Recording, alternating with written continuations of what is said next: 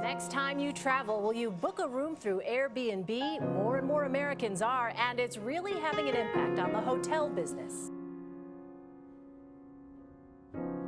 We are in the middle of an eviction epidemic in San Francisco, and it is in part because of Airbnb and the so-called sharing economy. We like to call it the selfish economy.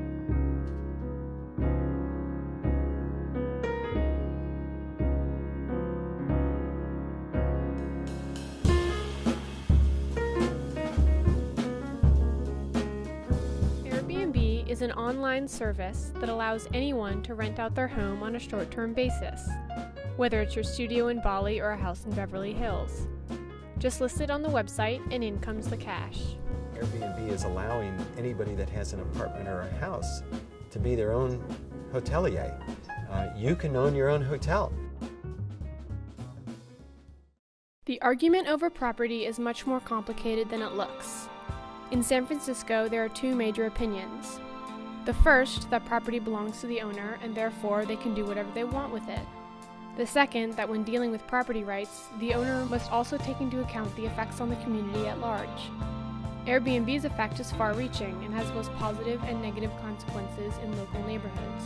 There's kind of this ideal that once you own a home, you own something so concrete, so feasible, that it's yours and somehow you rule it and you rule it alone. But if you're a homeowner, you're still part of a neighborhood of homeowners, and that neighborhood of homeowners is part of a community of homeowners, and that's part of a city and larger. What you do ultimately has a bigger ripple effect. My name is Chip Conley, and I'm the head of global hospitality and strategy at Airbnb, which basically means that I'm in charge of our hosts around the world. Our whole point is to create a sense of movement inside yourself while you travel. So you're moved by moving. So belonging anywhere, in essence, means that when you go anywhere in the world, you could stay in someone's home and feel like you live there. I was living in San Francisco in a house that had roommates, and we began to have Airbnb tenants that were living in short-term capacity in the house above and below us. It was kind of cool because every time you'd walk out on the deck, there would be someone new to talk to, but at the same time, it's also really freaky. A guest was in the unit below me, and you could hear him and his girlfriend getting into a fight, a physical altercation, and you could hear the abuse, and you don't know if you should get involved or not because these people are acting this way because they're on vacation. The pull of Airbnb is simple. Renting out your home on a short-term basis is far more lucrative than renting out your home to locals for the long term. As an increasing number of people choose to rent through Airbnb, housing starts to become scarce for locals. Nearly 2/3 of people renting out their homes through Airbnb in San Francisco are doing it illegally, meaning they are not registering with the city. There's a real housing crisis in San Francisco right now. There's not enough homes for the people that are here, and the people that are here aren't making enough money to stay here.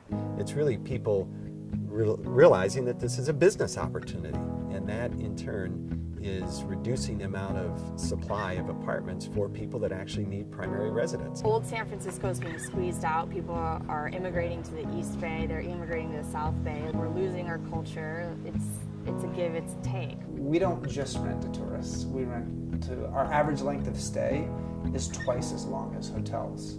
So in some ways that says that the people who come and stay with Airbnb are less tourist-like. They're more like people who are actually coming to stay for a little bit of an extended stay. Airbnb is not only affecting the residents, it's also affecting the hotel industry. As more and more people are using Airbnb, hotels are losing customers. What's happening is there are a lot of people that are treating this like a business, and they're running around and renting apartments and then re-renting them through Airbnb. We have a strong law of rights to do what you want to do with your property, but there are rules and regulations and ordinances that you have to adhere to. Why should a hotelier that is renting an apartment and sub-renting it out through Airbnb not have to pay taxes? We as hotel owners have to pay taxes. Our customers pay taxes. Airbnb customers don't have to pay taxes. So those are things that we just need to level out the playing field so that there's not this kind of inequity. I'm happy to compete against an Airbnb host any day of the week, but let's make it fair.